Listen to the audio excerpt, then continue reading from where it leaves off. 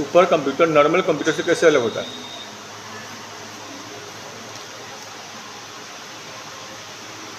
चलो एक बार मैं पहले ये बताया था, जो लोग बाद में आया इसके लिए मैंने क्या बताया, कंप्यूटर को हम लोग दो आधार पर बांटते हैं। एक क्या हो गया उसका साइज, और दूसरा क्या हो गया उसका, ठीक है, यूजेस, माने क्या यूज है।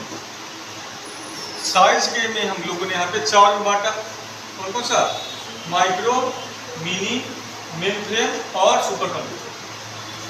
जब यूजेस के आधार पर हम लोगों ने कितने बांटा है इसको, 3 में, कौन कौन सा, एनालॉग, डिजिटल और हाइब्रिड। पहले इन चारों में क्या अंतर है, तो साइज वाला। माइक्रो का मतलब क्या, वो पर्सनल कंप्यूटर जिसको एक बार में एक व्यक्ति उपयोग करता है, तो वो क्या हो गया, माइक्रो कंप्यूटर। जो आपके पास में स्मार्टफोन है, इसको आप अकेले यूज करते हो, तो आपके घर में लैपटॉप है, उसको आप अकेले यूज करते हो, या आपका जो पीसी है उसको आप अकेले यूज करते हो, सबके सब क्या है, माइक्रो कंप्यूटर।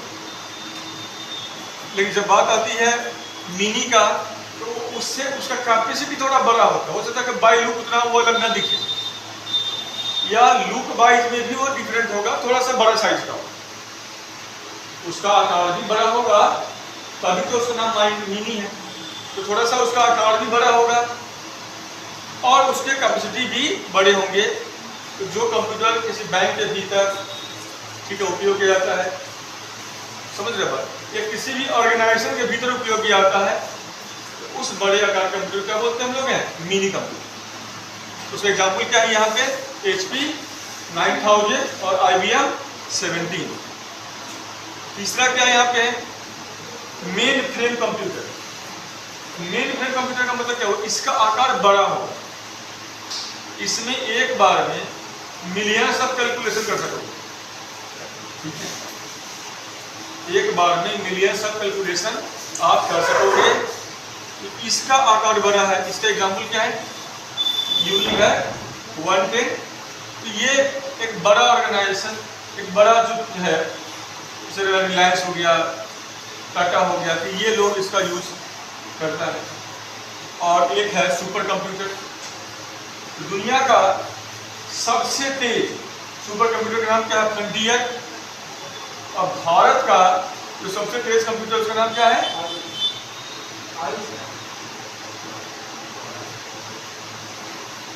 भारत के सबसे तेज सुपर कंप्यूटर का नाम बताओ।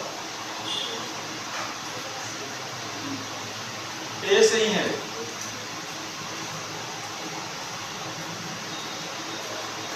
अगर सोचते रहो पता हो नहीं। सुपर कंप्यूटर,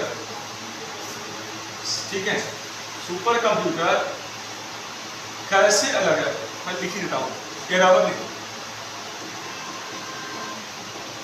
एरावत क्या है, भारत का सबसे तेज सुपर कंप्यूटर है।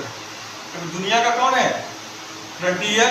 और फ्रंटियर का निर्माण किया है वो किसने किया है, क्रेवन, ये कंपनी का नाम, ये अमेरिका का है, ये क्रेवन। और ये अमेरिका का और दुनिया का सबसे तेज सुपर कंप्यूटर है। एरावत का है, इंडिया का।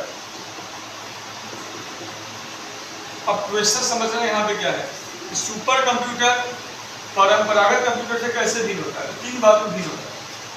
तो 3 बात क्या है, तो सुपर कंप्यूटर का इसका जो है 3 बात का क्या अलग करता है। एक, इसमें गैलियम आर्सेनिक का चिप लगा हुआ है, गैलियम और आर्सेनिक का इसमें चिप लगा हुआ है।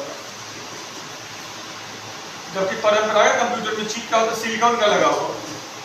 दूसरा, सुपर कंप्यूटर का जो सॉफ्टवेयर होता है, ये एडवांस सॉफ्टवेयर होता है, ये एडवांस सॉफ्टवेयर होता है।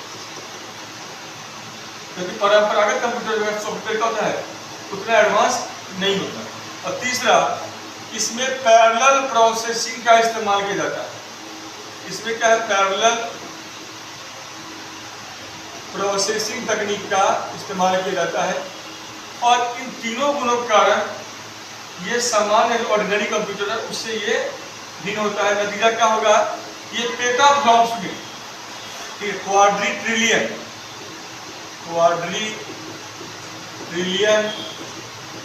पेटाफ्लॉप्स इसमें ये गणना करने में सक्षम होता है। मतलब एक बार में ये लाखों में नहीं, करोड़ों में नहीं, बल्कि अरबों में ये गणना कर सकता है। और उस गणना को मापते जिस इकाई में है उसका नाम क्या है? पेटाफ्लॉप्स। तो सुपर कंप्यूटर का गणना करने का या स्पीड जिसको कह सकते हो, स्पीड क्या होता है? पेटाफ्लॉप्स से होता है। और इसी आधार पर फ्रंटियर को दुनिया का सबसे तेज सुपर कंप्यूटर का दर्जा मिला। अब इस कड़ी में और भी कई देश हैं। लगातार चाइना टक्कर देने का प्रयास कर रहा है, लगातार जापान भी प्रयास कर रहा है, और इंडिया भी अब इस रेस के अंदर में आ चुका है, और इंडिया भी सुपर कंप्यूटर के लिए काम कर रहा है। तो सवाल है कि सुपर कंप्यूटर का हम उपयोग क्या क्या करते हैं। जहाँ तक सुपर कंप्यूटर के उपयोग की बात रहा, तो ऑर्डिनरी कंप्यूटर का उपयोग करके आप अपने दिन रोज के जरूरी कागजात हैं, पढ़ाई लिखाई के काम है, छोटे मोटे ऐसा कुछ प्रोजेक्ट बनाना है, या उन सब कामों को आप कर पाते हैं। ठीक है। सुपर कंप्यूटर का उपयोग करके आप न्यूक्लियर पावर प्लांट, ठीक है, उसके अंदर जो भी घटनाएं होंगी उन घटनाओं को आप समझ सकते हो। उन क्रियाओं को पहले सुपर कंप्यूटर पे करवा कर उसके इम्पैक्ट को समझ सकते हो, और बाद में उसको ज़मीन पे आप उतारोगे। इसका उपयोग करके आप कोई अंतरिक्ष का जो शोध है वो एस्ट्रोनॉमिकल शोध को कर सकते हो। इसका उपयोग करके आप सेल के एटम के स्तर पर कौन कौन सा गतिविधि होता है वो भी कर सकते हो, और इसका उपयोग करके किसी सब एटॉमिक पार्टिकल को कोलाइड करवा सकते हो, और उसका इम्पैक्ट क्या पड़ेगा तो हम वो भी करते हैं। ठीक है। सुपर कंप्यूटर का उपयोग करके परमाणु परीक्षण भी किया जाता है, और इसका उपयोग करके अंडर वाटर रिसर्च भी हम करते हैं। ठीक है।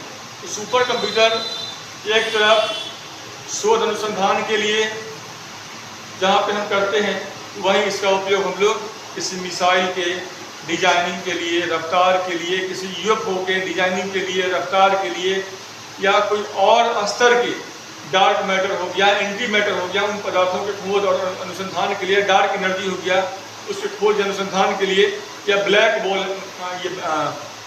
होल है या न्यूट्रॉन स्टार है, ठीक है, उसके अंदर क्या घटनाएं घट सकती है उसका अनुमान करने के लिए, या गुरुत्वाकर्षण तरंग कैसे बनता है, या लेजर से जुड़ा हुआ बहुत सारी घटनाएं होती हैं, या कुछ तो या फ्यूजन आधारित जो घटनाएं हैं, या सूर्य का अध्ययन हो गया।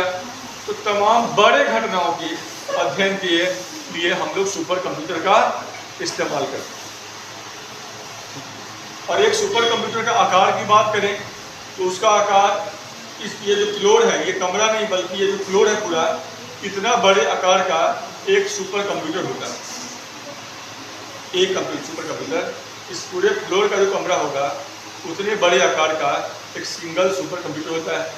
जबकि एक बड़े फ्रिज के आकार का आपका ये मेन फ्रेम कंप्यूटर होता है, आधे फ्रिज के आकार का मिनी होगा, ठीक है, और छोटा आपका जो शीशा देखने वाला है, मुंह जो देखने वाला है, उसके आकार का आपका माइक्रो कंप्यूटर है। दूसरी तरफ हम लोग बात करेंगे एनालॉग, डिजिटल और हाइब्रिड। एनालॉग ये जो कंप्यूटर है, एनालॉग का मतलब क्या हुआ